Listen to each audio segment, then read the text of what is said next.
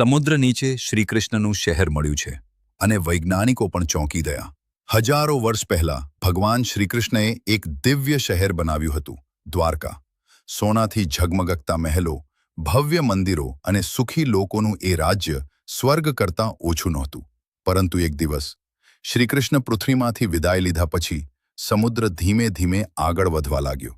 લોકો સમજ્યા નહીં અને થોડા જ સમયમાં આખું શહેર પાણીમાં સમાઈ ગયું. સદીઓ સુધી લોકો માનતા રહ્યા કે આ માત્ર કથા છે. પણ પછી દરિયાના તળિયે ડાયવર્સ ઉતર્યા. તેમણે જોયું પથ્થરના રસ્તા, સીડીઓ, થાંભલા અને એક ભવ્ય મંદિર. મંદિરની અંદર હતું વાંસળી વગાડતા શ્રીકૃષ્ણનું મૂર્તિ. હજારો વર્ષ બાદ પણ અખંડ, અસ્પર્શિત, જાણે સમય અહીં રોકાઈ ગયો હોય. વિજ્ઞાન કહે પ્રાચીન શહેર, ભક્તિ કહે ભગવાનનો ચમત્કાર. જો તમને પણ લાગે કે દ્વારકા માત્ર કથા નથી, તો કોમેન્ટમાં લખો, જય શ્રી કૃષ્ણ.